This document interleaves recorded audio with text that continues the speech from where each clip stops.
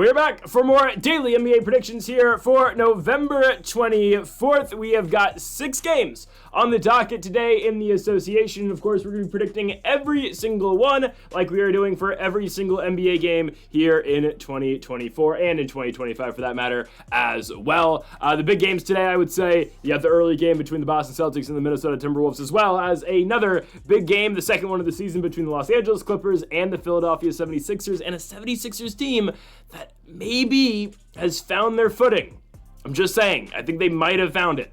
We'll get to that in a minute. But yes, those are the two biggest games I would say tonight. And also, folks, earlier today we posted our college basketball 5 best bets, so make sure to go check that video out. Link is in the description down below. And I guess if you're watching this right before the NFL games, well, the NFL predictions are also on the channel as well. Of course, there's afternoon games, and I guess there's the Sunday night game and the Monday night game as well. Let's now get into the first of our 6 predictions. We start things off here in Boston. We've got the Boston Celtics taking on the Minnesota Timberwolves. I like Boston to win the game, but ultimately I do think Minnesota is able to cover the spread here. It's 7.5, which I just think is too much. I'm going to be honest with you guys. Boston, again, the best team right now, probably in the Eastern Conference, behind the Cleveland Cavaliers. But Minnesota's just been so inconsistent this season. They're 8-7. I want to believe in the Timberwolves. And obviously, again, once we get into the playoffs and once we get into the stretch of the season where games, again, start to really matter, I think we can trust in Minnesota more. But right now, I'm not going to trust anything the Timberwolves do. Again, 8-7. The back-to-back losses to Portland still stand out to me. I know they beat the Kings after, and they beat the Suns. Lost to the Raptors in their most recent game, which is just... it's just a bad loss, given I think it was the best game the Raptors played all season. I think I haven't seen that team play so well all year. But losses like that, simply put, just can't happen. You can't have losses like that.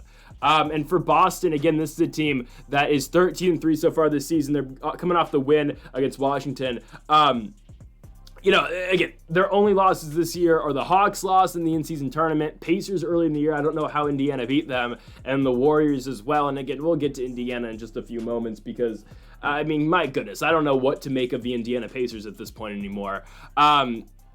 I think Minnesota does cover the 7.5 points. I don't think, again, I expect Boston to win the game, but I don't think they're going to win by that many points. You look at the losses Minnesota's had so far this season: 7 points to the Lakers, 6 against the Mavericks, 1 against Miami.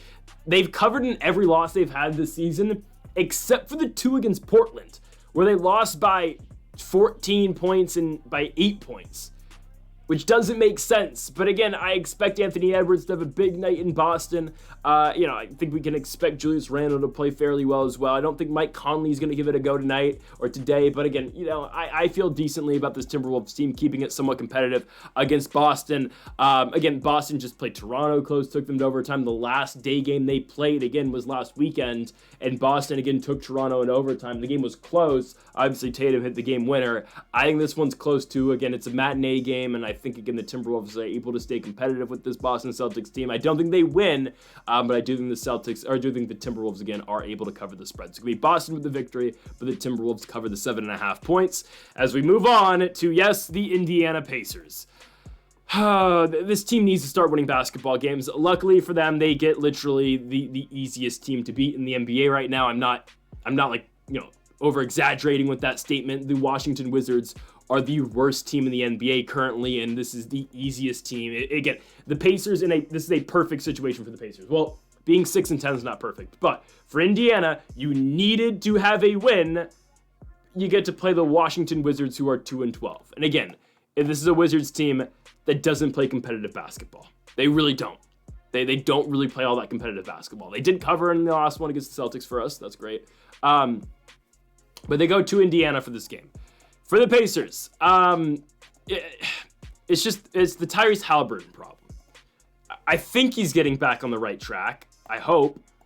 But I've picked Indiana so many times this season, and they just haven't done it for us. Obviously, they're 6-10. Right now, if the playoffs were to start, they would miss the playoffs, and they'd miss the play-in tournament as well. Again, obviously, with them being 6-10, they're a much better home team than they are on the road, at least kind of. They're, 4-2 at home, and they're 2-8 on the road. I think Halliburton's starting to trend back in the right way. The game against Milwaukee, even though it was a loss for the Pacers, it was encouraging for Tyrese Halliburton, which, hear me out, ultimately I think Tyrese Halliburton returning to all-star form is more important to Indiana than them losing games right now. I don't think that's too hot of a take, but I think that goes without saying. they need Tyrese Halliburton to perform. What Tyrese is doing right now, again, I've said it before, it's not like he shouldn't be starting. I think the talk that, they should just play TJ McConnell over him is ridiculous. Tyrese Halliburton's still playing well for just another point guard in the NBA. The thing is, again, Tyrese Halliburton isn't getting paid just like another point guard in the NBA, and he hasn't accomplished what just other point guards and average point guards in the NBA have accomplished. So Tyrese averaging 16 and 9 is not going to cut it, right? We're going to need to see first half last season Tyrese Halliburton return to form. Now, again, I'll make the case he's been better over the last 5 games. Sure, he put the stinker up at Houston. It was horrible. He put up 4 points in that game. But if you look back at the last 5 games he's played, again, the shooting percentages aren't up, but still 18 and 8 against the Heat in the first game, 16 and 13 in the second Heat game, 16 and 4 in the Raptors win, 4 and 8's horrible in the Rockets loss, and then 18 and 9 in the Bucks loss. Again, if we just get 5 more points out of Tyrese Halliburton per night, then boom, the guy's putting up 23 and 9 on a consistent basis, and then all right, those are all-star numbers again for Halliburton. I think he'll be fine. I think, again, it's the shooting which really concerns me out of Tyrese, but if you can just get that, under control, I think Halliburton will be okay. Luckily for the Indiana Pacers, this is the game where you can figure everything out, because you're taking on the Washington Wizards, who have only beat one team all season long. It's the Atlanta Hawks. They beat them on back-to-back games, October 28th and October 30th, and they have not won a basketball game since, okay? They are 2-12 in the season, and I don't know if I don't think they're going to win a game until December, and I don't even know when in December they'll win. We talked about it in that Celtics game, when we were talking about the Celtics game. Guys, who do they beat? They're not beating Indiana here, at least we hope. Chicago, no. Clippers, no. Bucks, no. Cavs, no. Mavs, no. Nuggets, no. Grizzlies, no. Maybe December 19th against the Charlotte Hornets, because that team can have LaMelo Ball drop 55 points and they still lose. Maybe then. But guys, the Wizards are this year's Pistons. They're that bad. I like Jordan Poole, Kuzma, they're trying, but Jordan Poole and Kyle Kuzma and Bilal Coulibaly are not going to win you basketball games in the Big 2024. I'm just being honest. Give me Indiana to figure it out. They'll beat the Wizards. And yes, even the lowly Pacers right now will be able to cover the 11.5 points and blow out the Washington Wizards. Let's go on to our next one here. We go on to the rematch of the 2011 NBA Finals between the Miami Heat and the Dallas Mavericks. I get it. No Luka Doncic for this game. I'm actually okay with this. Luka's going to be out for a week, obviously, with the wrist injury. I still like Dallas to go on the road and beat Miami. Miami's another one of these teams I'm not impressed by this season. They are so mediocre to me. Obviously, again, Jimmy Butler is back from injury. That's great. I still think Miami's extremely mid this year. I'll be honest. Again, they split with Indiana. They have not played since Monday, which is actually why have they not played since Monday? I guess they just had a really heavy load to start the season. They have not been playing 6 days. Why? Regardless, they've had 6 days off. That's fine. Still give me Dallas to win. Again, usually we like extended time off for teams, but 6 days is kind of insane. I ain't gonna lie. You're getting 6 days off in between games. Dallas last played on Friday. It was their victory over the Denver Nuggets, and we're not gonna pick against this Mavericks team that's won 4 in a row. Sure, they lost 4 in a row prior to that, but they've got 4 straight victories over the Spurs, Thunder, Pelicans, and Nuggets. Yes, the Luka injury sucks. But hey, maybe Najee Marshall's the guy who's going to step up. Obviously, Marshall hit the big 3 in the victory over Denver, and he dropped 26 points in that game as well. Again, was I expecting Najee Marshall to be the hero of that game, and do I expect him to be the guy that's going to step up and replace him for Doncic? No, but maybe that's just what happens. I don't know. Kyrie obviously is going to score more. Clay's going to have to put up some better shots. He's averaging 13 on the season. I think the Mavs win this basketball game. I actually do think they go on the road to beat Miami here. I don't know. Miami just doesn't pass the eye test right now. Tyler Hero's been good. Jimmy's just been okay. Had his best game of the season, I would say, in the last win. On Monday. Again, though, I don't like 6 days off in between games. That's just really weird to me that they gave him that schedule. They play, I think, 4 times next week. But yeah, I don't understand that. I think we can get great value here out of the underdog, the plus 125 dogs in the Dallas Mavericks. I think it's a great line, I'm going to be honest with you guys. I think it's a great line here in the Dallas Mavericks. Give me Dallas to go on the road to Miami, sure, without Luka Doncic, but still win the basketball game and obviously cover the 3.5 points as well. Give me Dallas on the road here in Miami against the Heat. Next up, we go to the Clippers and the 76ers. And guys, hear me out. I think it's time we officially jump on the Philadelphia 76ers bandwagon this season.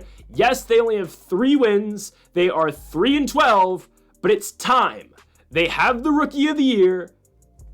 Jared McCain's the best rookie in the NBA right now.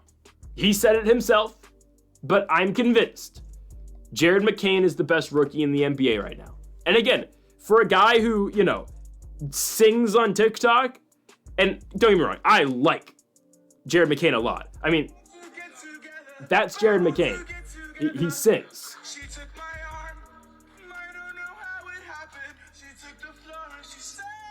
Good for the guy. I like McCain a lot. But the guy can hoop. And I forgot who said it. Was it Steven Jackson, I think it was? I saw a clip on TikTok. It was an NBA vet. It might have been Steven Jackson who said, the whole TikTok thing out of Jared McCain, that's just a ploy to get you to think the guy can't hoop. Because he's a baller. He is a straight, great basketball player. Averaging 17 points in his rookie season. And that number is kind of, it should be higher. It's just that some of his early games in the league that he didn't get the minutes that he is now. But the guy can absolutely hoop. The guy can absolutely hoop, and the guy is absolutely a big-time player in this league. And again, I've been saying it about the 76ers, and I'm going to continue to say it. Once they get all their guys back, they are going to be good. Now, Joel Embiid might be out for a damn while too, but you know what? That's fine. Give me Tyrese Maxey and Jared McCain to win games for this team. Paul George is out. Kyle Lowry's out. I don't care. Give me Maxey and McCain to, absolutely run over the Los Angeles Clippers in this game, okay? The Clippers' voodoo magic needs to end, and it's going to end right now. At least in this one game. I don't care. I think this is a team that plays much better at home, even though, yes, they started the season horrible at home, but I think, recently they've been a lot better at home than they are on the road. They had that last road trip where they went to Houston and OKC and lost every single game. They played 3, lost all 3, but they came back home to Los Angeles, beat the Jazz, beat the Warriors, beat the Magic, and beat the Kings. Now they go back on the road. This is an East Coast trip for them. Philly, Boston, Washington, Minnesota. I may lose the start of this road trip against the Philadelphia 76ers. Again, they're taking on the best rookie in the NBA right now in Jared McCain. He's averaging 16.5 points. Again, that number should be a lot higher because he just had low minutes to start off his NBA career. The Sixers are the much better team in this game. Trust me, I think they will be able to outshoot Los Angeles. These are 2 teams, again, they're going to shoot a lot, but I am very impressed with the 76ers. They fell behind their last game against the Brooklyn Nets. They were ahead in the first half. They blow a lead at the end of the second quarter. Leads down to 4 going into halftime. Brooklyn, comes out firing, and we'll talk about Brooklyn in a little bit here, but Brooklyn comes out firing in that second half, gets out to like a 10-point lead, and what happens? Tyrese Maxey and Jared McCain happen. They come storming back and win Philadelphia the basketball game, and end up covering too. Great. But still, I like Philadelphia a lot. I like Jared McCain. I like Tyrese Maxey. I think now it's time we start to hop back on this bandwagon. Because once Embiid comes back to full health, whenever that happens, Paul George, the Sixers are going to be a problem. Trust me, they are. Give me Philly to pull off the upset at home. They're home dogs. I think they beat the Clippers, and I think obviously they will cover the 1.5 points as well. Let's move on to our next game. We go on to Cleveland, Ohio, as you got the Cleveland Cavaliers hosting the Toronto Raptors. This one goes without saying. We're taking Cleveland to win the basketball game. The spread, I think, is a little difficult because Toronto has won back-to-back games, but I think now they fall back down to earth. I think they do. They are at full strength now. Scotty Barnes is back in the lineup, obviously, and Toronto's been great. Well, not great, but they've been a lot better in their last 2 games. They beat Indiana at home, and they beat Minnesota. 2 games we didn't think they were going to win. But you know what? RJ Barrett is turning into a star in Toronto now. The win over the Pacers, 39 points, 31 in the victory over Minnesota. And Jakob Poeltl has been commanding the glass as well for the Toronto Raptors this season. I mean, Poeltl so far this year averaging 12 rebounds a game. Toronto's been a lot better. The problem is now they head into Cleveland, a Cavs team who blows out everybody with the exception of that one loss to Boston earlier this year, 2 games ago. And I said it after their loss to Boston, and I'm going to say it again. Cleveland's still the best team in the NBA. Why? Because Darius Garland went 3 for 21 shooting in that game, and they still had a chance to almost win the game at the end. They only lost the game by 3 points. That goes to show how good this Cleveland Cavaliers team is, okay? If your second best scorer, Darius Garland, has that bad of a game and you still have a chance to win it, that goes to show how good you are. With Donovan Mitchell, with Mobley, with Jared Allen, and hell, Their last game, Ty Jerome dropped 28 points. Jerome now averaging 12 points a game. Cleveland is just such a complete team, and they are a much better team at home too. So without all that being said, I think they beat the Toronto Raptors, and I think they do it pretty easily. Again, I know the Raptors have won 2 in a row, but now this is where they start to, again, fall back a little bit. Okay? Perfect buy high spot here against the Raptors, even though it really doesn't feel like it is. I mean, I would think this line would be a lot closer than 12.5, I'll be honest with you guys. I would think that the Raptors would get more respect, but at the same time, that's the Cavaliers, because they're 16-1 this season, about to become 17-1. I understand it. They blow everybody out. New Orleans by 28, Charlotte by 14, Chicago by 18, Sixers by 8, Bulls by 6, Nets by 5, Warriors by 19, right? Like, they blow everybody out.